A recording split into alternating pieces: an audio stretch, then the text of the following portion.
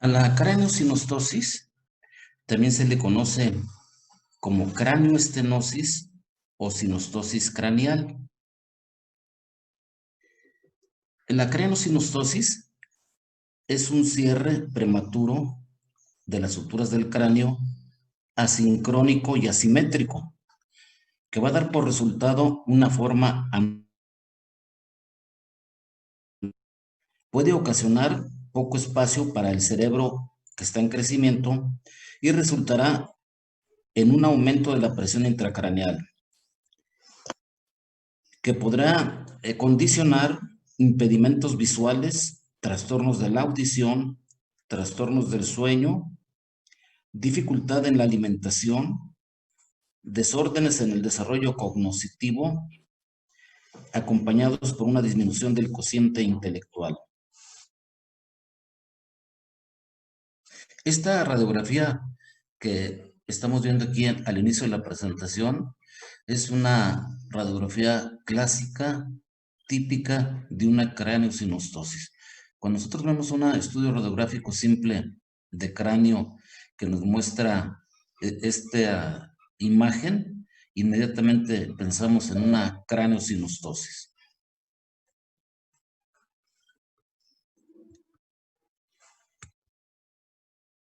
La que sigue.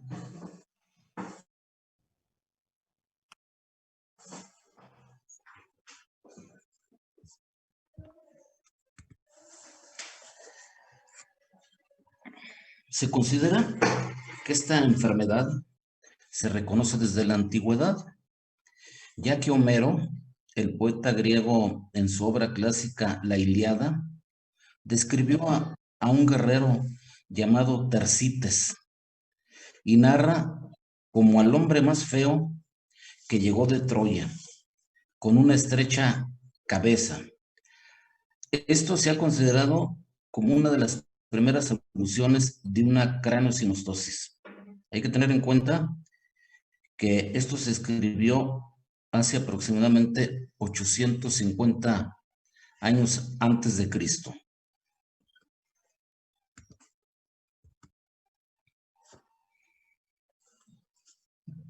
Al dios chino de la longevidad, Shou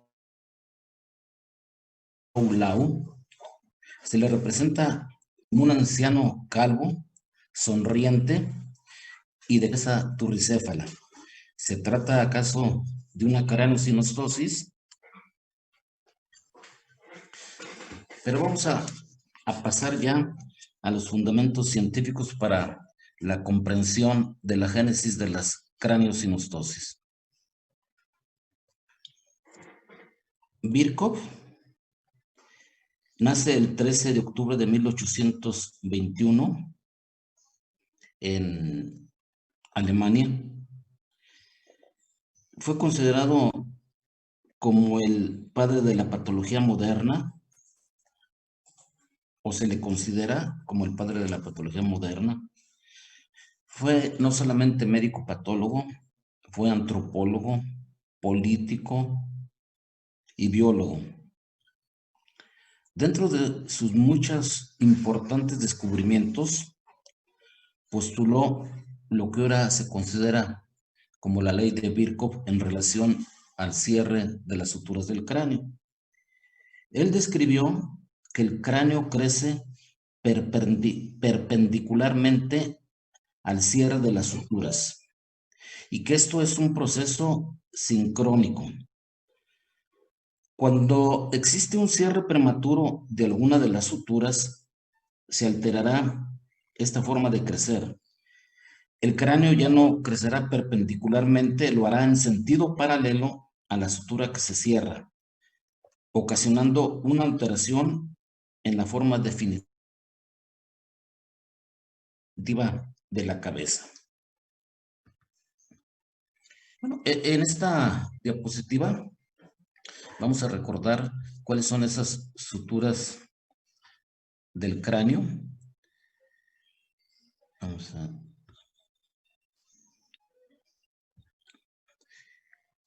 Esta sutura que divide el cráneo, los huesos parietales, es la sutura sagital. Perdón. La sutura sagital. Aquí está. Es la sutura sagital. La sutura coronal divide el frontal de los parietales. El hueso frontal está dividido por la sutura metópica. Estas son las suturas temporales y acá está la sutura lamboidea. Esta es la fontanela anterior, bregma, y la fontanela posterior o lambda. Si vemos el cráneo de perfil, aquí apreciamos bien a esta sutura lamboidea, las suturas parietales, la sutura coronal.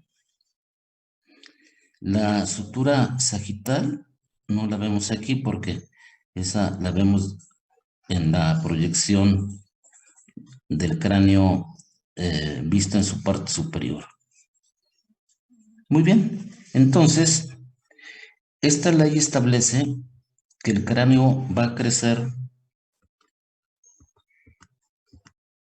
perpendicularmente al cierre de la sutura. Esto quiere decir que al irse cerrando esta sutura, esta otra en forma sincrónica, que es como lo hace el cráneo crece por estímulo del cerebro. Al estar creciendo el cerebro y estar abierta las suturas, esto permite que pueda seguir creciendo el cráneo, ¿verdad? Entonces, si estos se van cerrando sincrónicamente, al cerrarse el cráneo va a crecer hacia acá.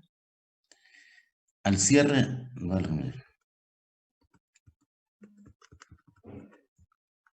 al cerrarse la sutura coronal, al cerrarse la sutura coronal, el cráneo crece hacia el frente, crece hacia acá y acá. También, al cerrarse la sutura temporal, va a crecer hacia acá, va a crecer hacia acá. Si cierra la sutura lamboidea, todas las suturas van a estar cerrándose en forma sincrónica normalmente. Esta es la ley de Virchow. Entonces, cuando se cierra una sutura prematuramente, lo va a hacer en forma sincrónica porque es muy difícil que todas se cierren a la vez, pero sí puede ocurrir. Bueno, entonces, aquí en este diagrama estamos viendo cómo al cerrarse la sutura metópica se condicionará lo que se llama trigonocefalia o frente nábica. Entonces, vean, se cierra la sutura metópica, ya no puede crecer hacia acá porque está cerrada, pero en cambio la sutura sagital que está abierta sí permite que siga creciendo el cráneo y se forma esta frente nábica llamada trigonocefalia.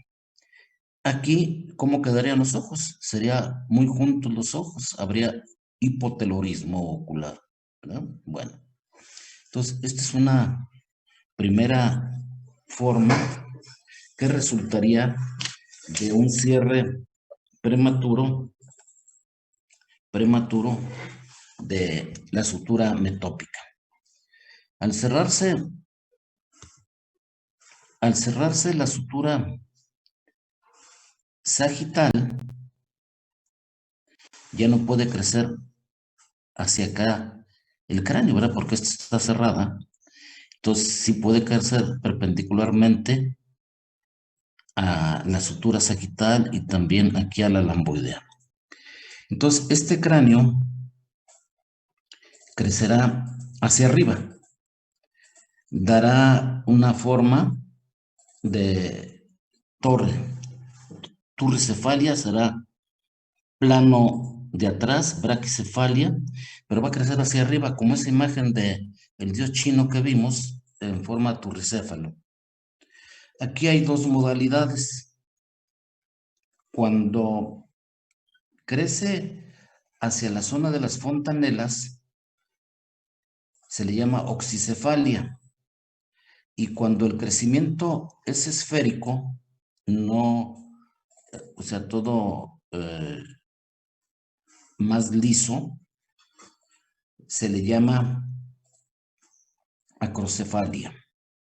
Entonces son dos modalidades que se van a presentar al cierre de la sutura sagital.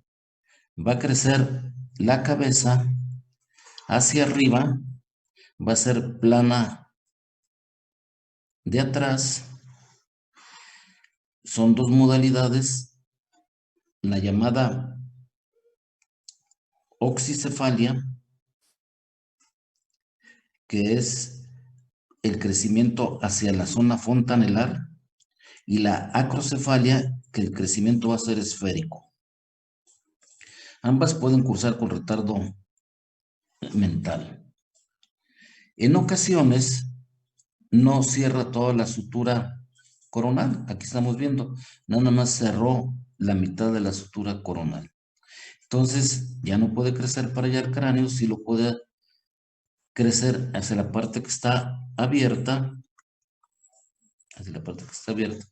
puede crecer, y entonces sería un cráneo asimétrico, y esto le llamamos plagicefalia, la plagicefalia. De tal manera que la frente, la mitad de la frente va a ser más prominente y la otra mitad va a estar deprimida. Entonces sería lo que se llama plagiocefalia. Finalmente, al cerrar la sutura sagital, que es la que estamos viendo aquí, ya no puede crecer el cráneo perpendicularmente a esta sutura porque ya cerró, ¿verdad?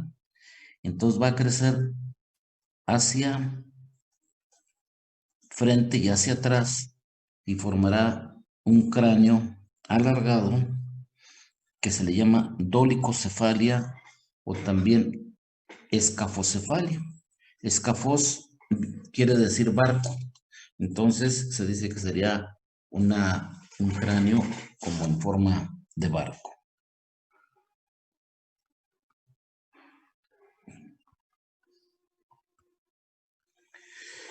Ahora, vamos a ver. Primero,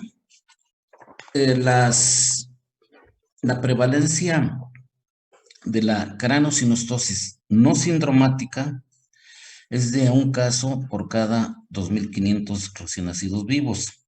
Es lo que les comentaba. Esto es alto en frecuencia y no se va a escapar de que ustedes lo vean en su práctica clínica diaria. La sutura que más se cierra prematuramente en forma no sindromática es la sutura sagital. Ocupa un 60% del total del cierre prematuro de las suturas no sindromáticas, y vemos que se afectan más mujeres que varones. Por cada 3 varones se afectan 4 mujeres. La sutura coronal es la que ocupa el segundo lugar y su incidencia en porcentajes del 20 al 30% de las suturas no sindromáticas. La afectación es de 2 mujeres por un varón.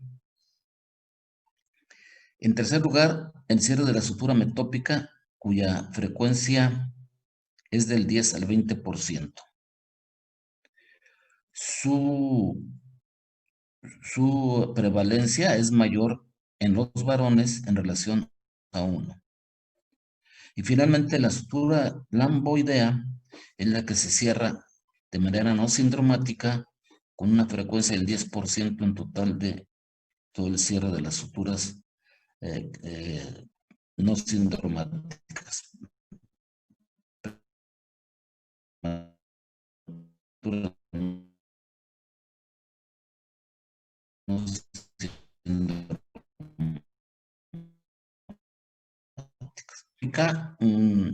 Son sobre todo alteraciones de tipo cosmético, van a dar sobre todo alteraciones tipo cosmético, no así el cierre de la sutura coronal, que sí se puede acompañar de algunas alteraciones cognitivas o de función ocular o auditiva. Doctor, disculpe, ¿puede repetir lo que dijo antes de sutura coronal? Lo que pasa es que como que se trabó, o bueno, al menos conmigo. Que no, Ah, no. sí, antes de la sutura coronal está la sutura sagital, decíamos que es la más frecuente de suturas no sindromáticas. Se afectan por cada 3 varones, 4 mujeres. Esta sutura, este cierre de la sutura sagital, que ya vimos que es un cráneo alargado o escafocefalia, que decíamos en forma de barco, da sobre todo alteraciones cosméticas y no afecta al intelecto. La sutura coronal, que ocupa un segundo lugar con una incidencia del 20 al 30%, hay mayor afectación de las mujeres en relación a 2 a 1 a los varones.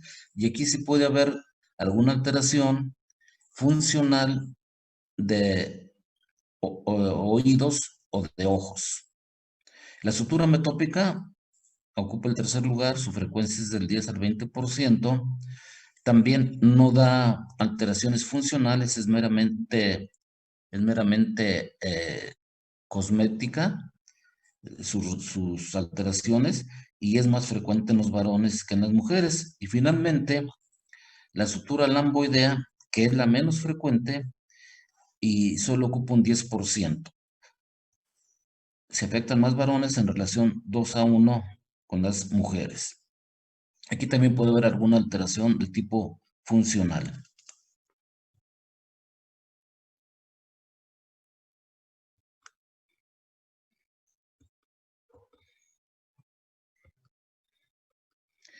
Bueno, vamos a ver.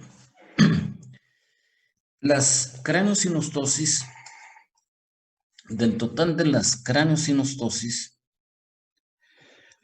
un 21% de ellas van a poderse comprobar en base molecular o genética. De este 21%, el 86% se alterará solo un gen y el otro 14% lo veremos en cromosomopatías.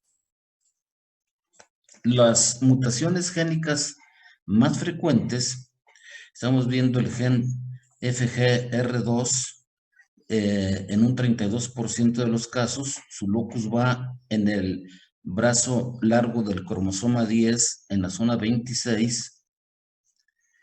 Este gen codifica a proteínas que se involucran en importantes procesos de crecimiento, diferenciación y maduración del desarrollo óseo y también de su angiogénesis. Entonces, este gen en las craneosinostosis se va a mutar en un 32% de ellas. También el gen del factor del receptor de crecimiento fibroblástico 3, hay una afectación en un 25% de ellas. Este gen es un receptor de la superficie celular de los fibroblastos y también tiene que ver en su crecimiento y diferenciación y maduración ósea. El gen TWIST1 va a ocupar un 19% de afectación y su locus, bueno, el del gen del crecimiento en la región 16.3. El gen TWIST, que afecta al 19% de las craneosinostosis sindromáticas, su locus va en el brazo corto del cromosoma 7, en la región 21.2. Este gen es un factor de transcripción que da lugar a los huesos del cráneo o interviene en la formación de los huesos del cráneo y de las extremidades. Y finalmente, el gen EFNB1, que estará presente en el 7% de las craneosinostosis, su locus va en el brazo largo del cromosoma X en la zona 12. Este gen codifica para la efrina B1, que es una proteína que dentro de otras funciones juega un papel en la adhesión celular. Sobre todo va a estar presente en la que se llama displasia craneofrontonasal. Entonces, en la actualidad, estas craneosinostosis se van a clasificar de acuerdo a sus bases moleculares y genéticas.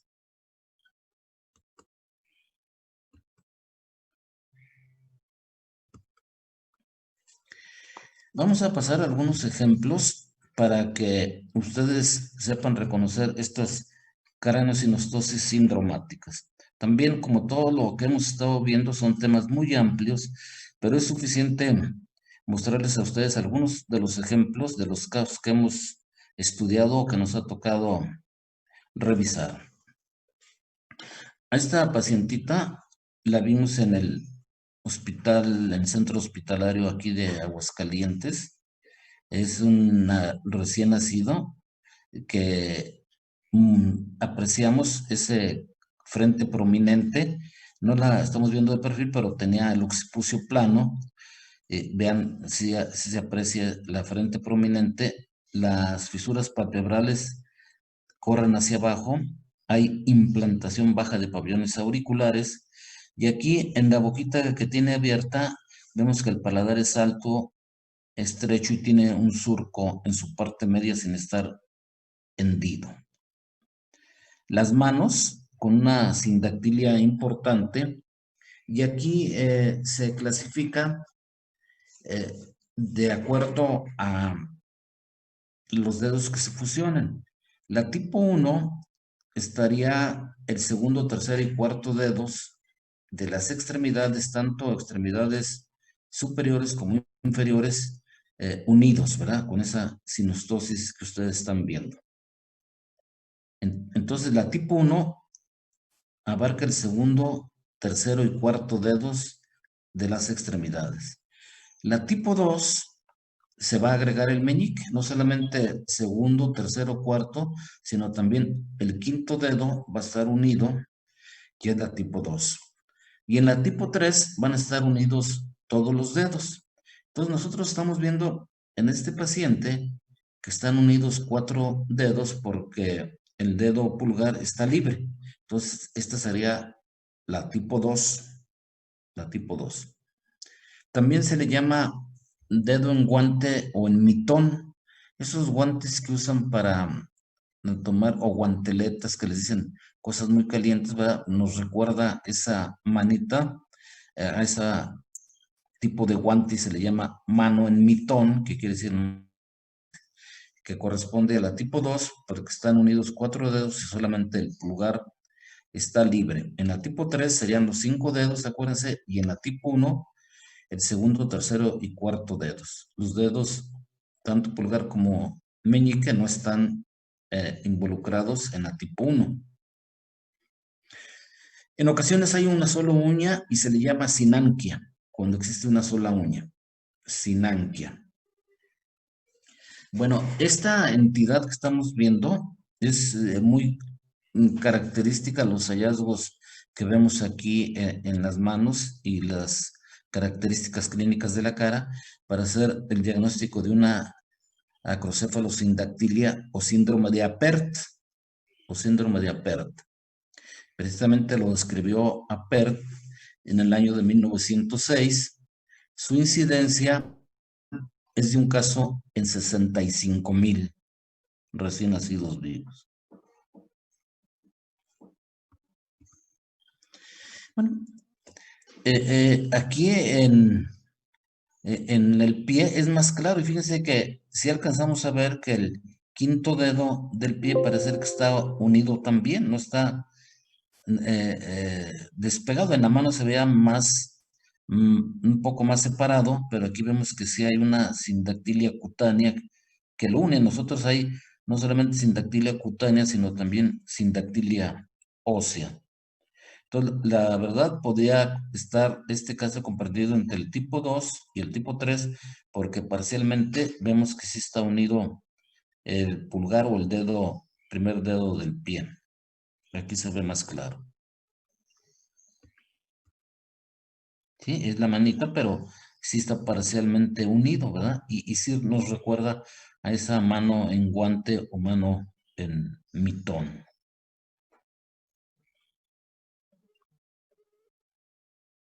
Perdón. Entonces, el síndrome de Apert se le conoce también como acrocefalosindactilia. Tiene sobre todo alteraciones craneofaciales, la frente es alta y el occipucio es plano.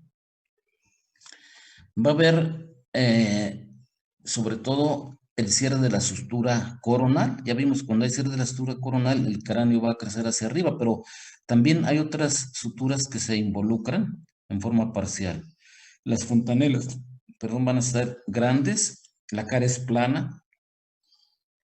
Hay proptosis ocular. Proptosis quiere decir que el ojo está saltón, e hipertelorismo ocular. La nariz es pequeña y ganchuda. Hay hipoplasia maxilar, el paladar es alto con surco. Va a condicionar una mala oclusión dental.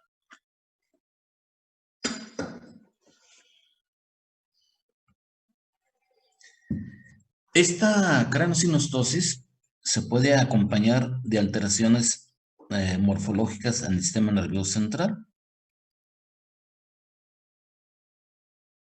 En ocasiones se puede acompañar, en ocasiones va a haber agenesia del cuerpo calloso, ventriculomegalia, hidrocéfalo progresivo, alteraciones del hipocampo, megaloencefalia, y todo esto va a condicionar que el cociente intelectual esté disminuido.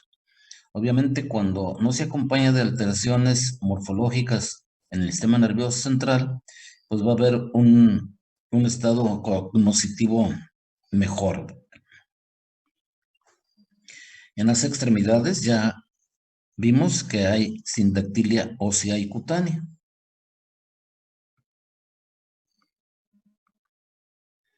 Este es un problema que se hereda en forma de herencia autosómica dominante. Este caso que les presenté fue una neomutación de novo, ya que era producto de padres jóvenes, ninguno de ellos afectado, y por lo tanto se presentó por vez primera, ¿verdad? Como mutación de novo.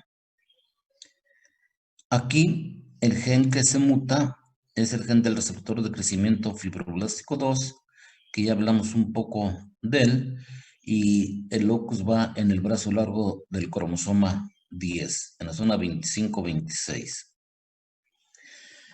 En todo, cuando nosotros sospechamos una craneosinostosis, claro, se pueden pedir de primera instancia unas placas simples de cráneo en proyecciones AP, lateral y TON, pero el diagnóstico definitivo se hace a través de la tomografía axial computada tridimensional de cráneo, ¿verdad? Esto es lo que vamos nosotros a solicitar. En estos casos, en el síndrome de Apert o en alguna otra craneosinostosis, también podemos pedir una resonancia magnética para ver la morfología del cerebro, ¿verdad? Porque ya vimos que se puede acompañar de alteraciones morfológicas del sistema nervioso central. Entonces, esta es la imágenes de lo que sería una tomografía tridimensional de cráneo. Ustedes pueden ver que claramente se ven, esto no corresponde al síndrome de Apert, pero lo traigo para que ustedes vean, aquí por ejemplo la sutura sagital está completamente cerrada. Aquí en la imagen de abajo vemos cómo está cerrada. Y vean qué claro se ven las suturas que permanecen abiertas en esta estudio radiográfico de cráneo tridimensional. La sutura lamboidea, las temporales están abiertas, la sutura coronal, vean qué claras se ven. Entonces, este es el estudio que nosotros vamos a solicitar y aquí lo comentamos. Si nada más está cerrada esta sutura, nos va a condicionar ese cráneo dolicocéfalo o escafocefalia, que decíamos como en barco, ¿verdad? Así se describe. El tratamiento de las craniosynostosis sindromáticas va a ser multidisciplinario. No solamente es terreno del neurocirujano, tiene que ver los psicólogos, terapistas del lenguaje, audiólogos, ortodoncistas, ortopedistas, una serie de geneticistas, en fin, una serie de disciplinas van a involucrarse para que haya un manejo exitoso en estos pacientes. Muy bien. Bueno, este es un pacientito del Hospital Infantil de México que estudiamos cuando hicimos la residencia ya de genética clínica, y también es un síndrome de Apert, pero ya es un lactante menor, y se ve, aunque tiene cabello, ¿verdad? Mucho cabellito, vemos que hay una turricefalia, hay una proptosis ocular, los ojos son como saltones prominentes, hay desviación ocular de las fisuras palpebrales hacia abajo, la nariz es pequeña y ganchuda, el paladar va a estar alto, y vean las manos. Esta sería la tipo 1, en la que están los dedos de las manos, tanto el pulgar como el meñique, libres, y están con sindactilia, segundo, tercero y cuarto dedo, ¿verdad? Aquí sí se ve más claro, entonces correspondería a la tipo 1. En los pies ocurre lo mismo. En esta fotografía se ve claramente la proptosis ocular, la frente amplia y hacia adelante, el cráneo va a ser turricéfalo, las comisuras palpebrales vemos que están oblicuos hacia abajo. Pabellones auriculares están de implantación baja.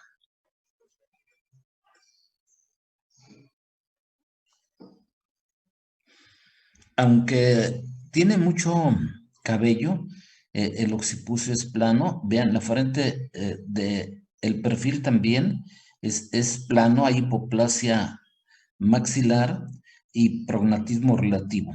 Aquí sí vemos claramente la nariz ganchuda, como se describe, y la proptosis ocular presente. Proptosis es diferente a exoftalmos. Cuando hay exoftalmos, es el acúmulo de tejido conectivo detrás de la órbita del ojo que hace que el ojo se salte. Pero aquí en la proptosis ocular, lo que pasa es que la cuenca del ojo es más pequeña, ya que el cerebro trata de crecer hacia donde puede y estrecha la órbita del ojo. El ojo crece normalmente, pero no cabe en esa órbita, y entonces son ojos prominentes o proptósicos. Entonces, siendo un problema autosómico dominante, ya saben ustedes que es el que se transmite de padre o madre afectada al 50% de los hijos, independientemente del sexo de los mismos. Este pacientito que nos ocupa, y sí, aquí sí vemos claramente que corresponde a la tipo 1, en que el pulgar y el meñique están libres. De tal manera que la que vimos, el caso que vimos al principio, sí sería tipo 3, porque realmente todos los dedos están unidos. Aquí vemos claramente cómo serían estos dedos libres.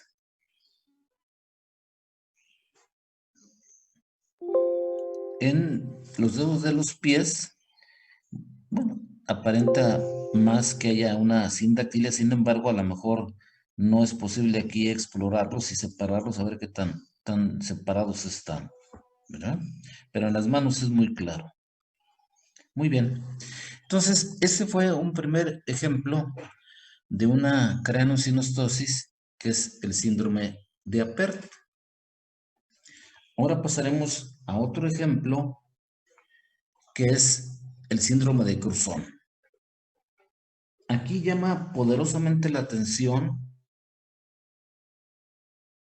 antes que nada, ojos prominentes, proptósicos,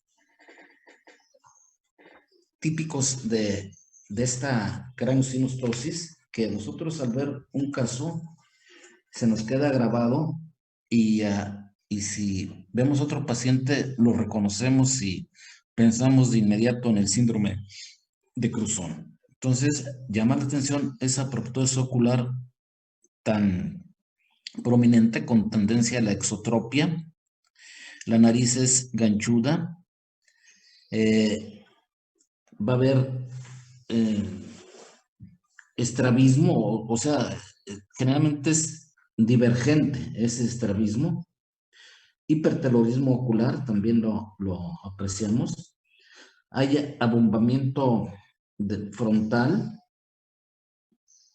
En ocasiones puede haber o facilita más que haya queratitis o conjuntivitis o hasta ulceraciones de la córnea por esa prominencia tan importante de los ojos.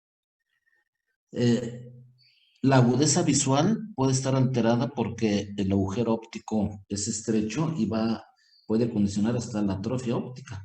Puede haber nistagmus, hay hipoplasia de la mandíbula. Se refiere que puede estar la nariz curva o no curva. La refieren en forma de pico del oro. El paladar va a estar alto en forma de V invertida.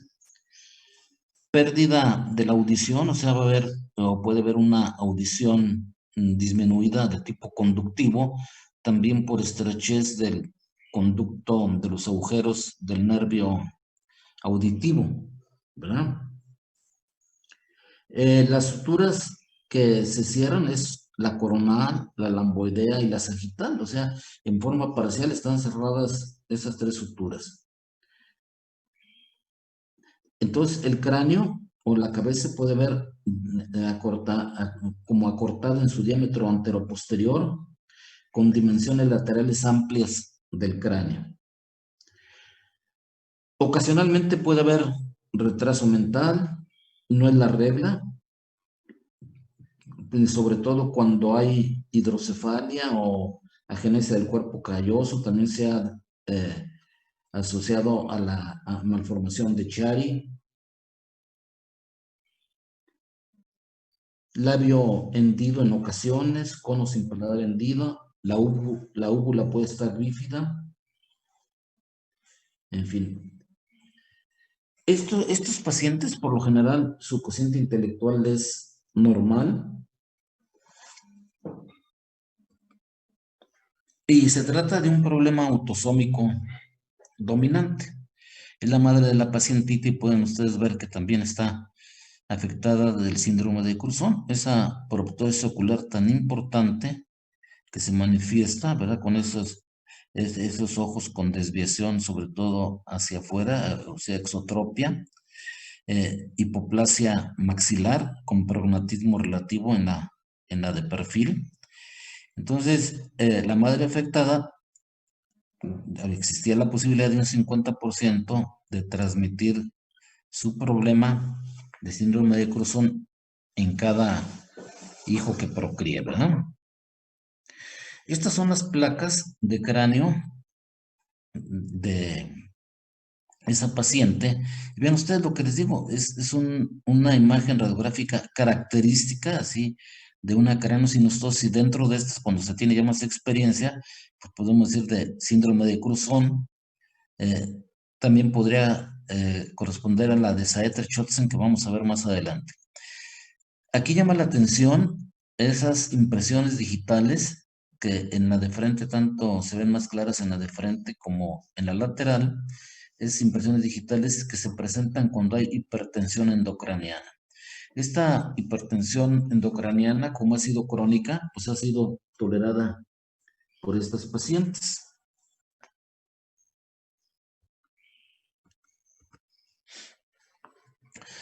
Esta es la misma paciente que fue intervenida quirúrgicamente en la Ciudad de México por el doctor Ortiz Monasterio, un excelente cirujano reconstructivo, muy humano también, que en forma no económica operó a esta paciente, a la mamá de esta pacientita, y vean los resultados.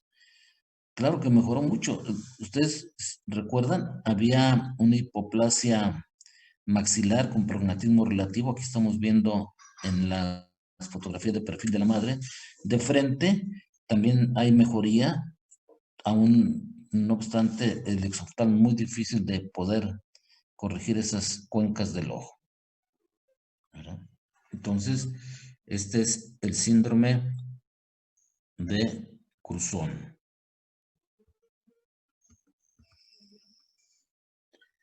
Al síndrome de Cruzón también se le llama disostosis craneofacial.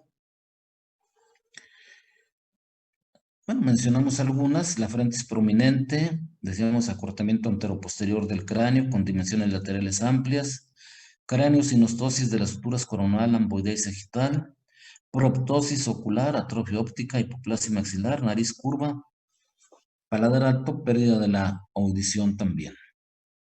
En ocasiones, el retardo mental, crisis convulsivas, estenosis del agujero yugular, etc.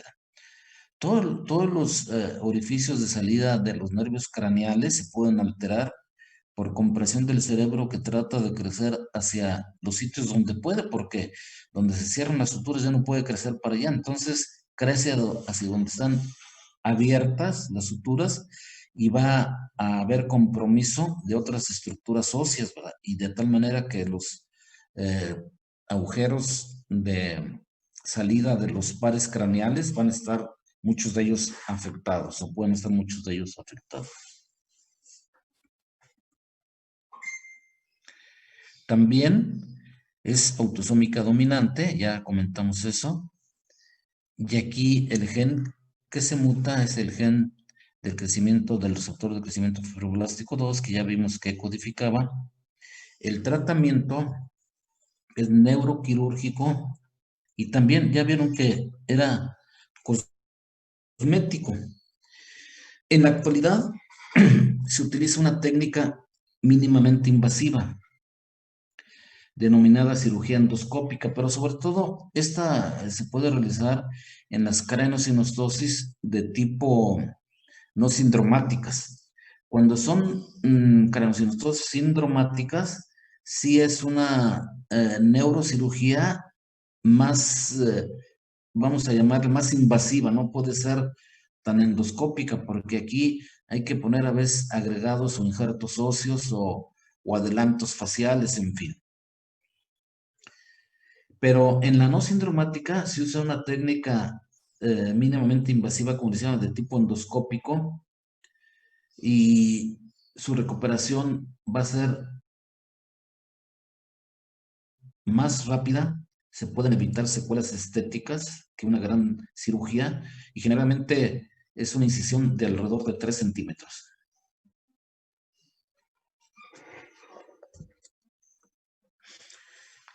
Ahora les voy a presentar este otro caso.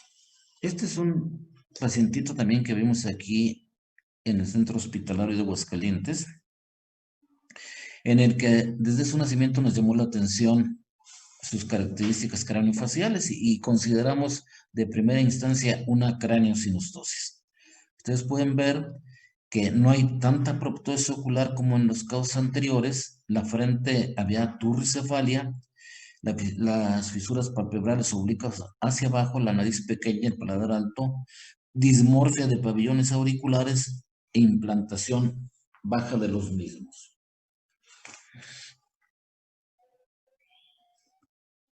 En la fotografía de perfil, en la fotografía de perfil se aprecia más esa braquicefalia y la turricefalia que estaba presente, ¿verdad? La nariz es ganchuda, ustedes pueden observar, no hay la proptosis ocular como la que vimos en los otros casos.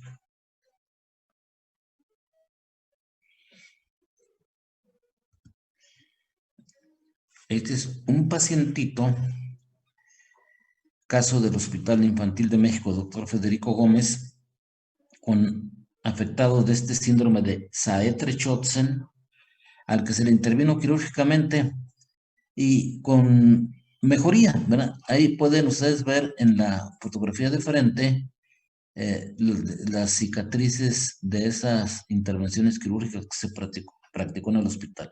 Las técnicas han cambiado, porque este caso data más ya casi de 30 años, más de 30 años cuando hicimos la especialidad, de tal manera que estas técnicas han cambiado. No obstante, así hubo mejoría. Aquí en el perfil vemos que sí hay turricifalia, la nariz es curva, ¿verdad? Como se describe en casi todas las craneosinostosis. Aquí los pabellones auriculares no están dismórficos, como en el otro caso. Discretamente vemos las comisuras palpebrales oblicuos hacia abajo. En estos pacientes puede haber sindactilia cutánea proximal, y aquí la estamos viendo en el segundo, tercero dedo de los pies, vemos que hay algo de sindactilia cutánea en la zona proximal. En el síndrome de Curzon es raro o no se describe la sindactilia. Aquí, en el síndrome de Saetre-Chotsen, sí puede haber sindactilia, pero cutánea y no, que no abarque la unión de los dedos en forma completa. Entonces, este se trata de un síndrome de Saetre-Chotsen, es otro tipo de craneosinostosis, eh, cuyas características craneofaciales son la braquicefalia con frente plana alta, la implantación del pelo frontal es bajo, hay hipertelorismo ocular, ptosis palpebral, las suturas que se van a fusionar prematuramente, sobre todo la coronal, la lamboidea y la metópica. Hay cierre tardío de las fontanelas, las orejas son pequeñas y rotadas posteriormente, lo que se llama como basculadas. Puede haber sindactilia cutánea, como en estos casos, clinodactilia, que es el dedo curvo del quinto dedo, y los dedos más cortos, que es la llamada braquidactilia. También esta craneosinostosis es autosómica dominante. El gen que se muta es el gen TWIST1, que va en el brazo corto del cromosoma 7, que ya hablamos un poco también de este gen.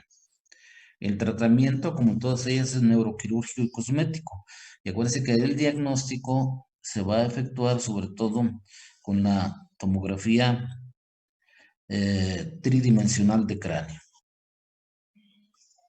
Bueno, un último caso, que es la forma más severa de craneosinostosis, que es el cráneo en trébol o cráneo treboliforme. Esta entidad se presenta en forma esporádica. Su incidencia es de alrededor de un caso. Las estadísticas varían, dice de 30,000 hasta 100,000 recién nacidos vivos. Fue descrito por Brolik y le llamó discrania, él le llamó discrania. Y hasta 1958 se le llamó craneosinostosis tipo Clevald-Shadel. ¿Ven? Este paciente también se le llama craneosinostosis treboliforme, porque ustedes pueden ver que el cráneo adopta una forma de trébol y aquí todas las suturas del cráneo están cerradas. Este es un caso extremo. No todos tienen esta afectación tan severa. Esa proptosis ocular, vean qué importante. Yo recuerdo cuando estaba en el servicio de urgencias en el Instituto Mexicano de Seguro Social en la Ciudad de México, me llegó un paciente a urgencias que tenía el ojo luxado. El ojo había salido y nosotros estábamos en un hospital de tercer nivel, pero que no tenía todas las especialidades de todas formas. Y el hospital que nos tocaba a nosotros era el Hospital de la Raza, donde lo canalizamos. Pero antes de canalizarlo, no sabíamos cómo íbamos a introducir ese ojo. Con la finalidad de que no se despuliera la córnea, pusimos a gotear mientras se hacían los trámites de su traslado una solución salina, o sea, un suero salino fisiológico a goteo sobre el ojo, y, y esto ayudó a que el ojo ya lubricado resbalara y entrara a la órbita del ojo, ¿ya? Así ya lo pudimos mandar al tercer nivel, donde había ya todas las especialidades.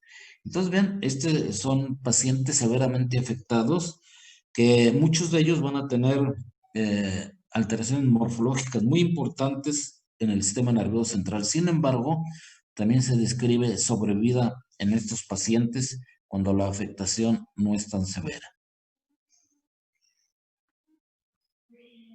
Un acercamiento y vemos esa órbita tan pequeña que ha hecho que el ojo se luxe. Una una fotografía de perfil, y ustedes pueden ver la torcefalia tan importante de estos pacientes, el occipucio plano, las orejas totalmente basculadas, horizontalizadas por la desviación de los huesos que pierden su morfología. En la proptosis ocular, ahí la vemos muy importante, hay un prognatismo relativo y hipoplasia maxilar. Su tomografía simple del cráneo, en ese entonces no había la técnica tridimensional. En esta tomografía simple de cráneo se mostró el cierre completo de las suturas. Esta craneosinostosis, también llamada Klebat-Schadel o cráneo en trébol, es ocasionada por el cierre de todas las suturas. Son casos esporádicos, se asocia a algunos síndromes. Más adelante, cuando veamos talla baja, sobre todo en la etapa neonatal, les voy a presentar un caso de una displasia tanatofórica que se acompañó también de un cráneo treboliforme. Entonces, son casos esporádicos, riesgo de recurrencia menos del 1%. En fecha reciente se ha involucrado al gen ERF,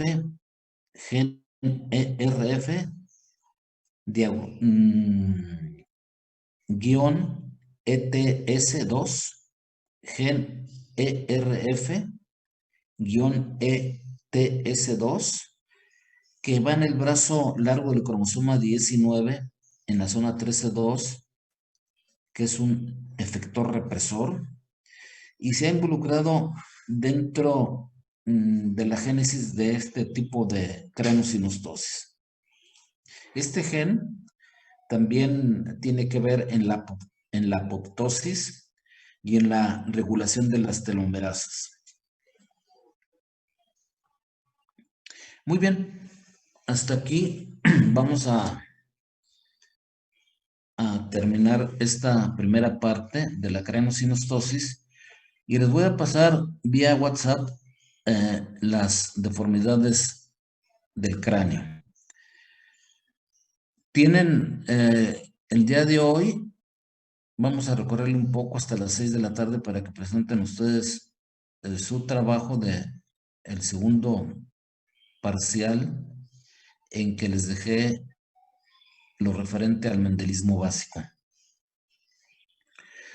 Me ha sido un poco complicado terminar de corregir los primeros exámenes porque muchos de ustedes no pusieron las respuestas de las preguntas que yo les pedí que hicieran, no pusieron la respuesta. Entonces es difícil poderles calificar si no tienen la respuesta, ¿verdad? Pero aún así, de alguna forma, hoy los terminaré. Ya les he mandado a varios de ustedes en su correo la calificación que obtuvieron. Esta otra exámenes los voy a calificar a la brevedad posible también para que ya no atrasarnos y tenerlo todo en tiempo y forma. Cualquier duda que tengan ustedes referente a esta primera parte que es de las craneosinostosis, háganmelas saber a través de nuestro grupo de chat.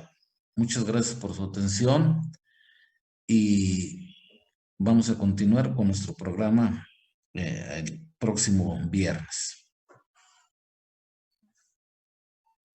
Gracias, doctor. Buen día. Doctor. Doctor. Gracias, doctor.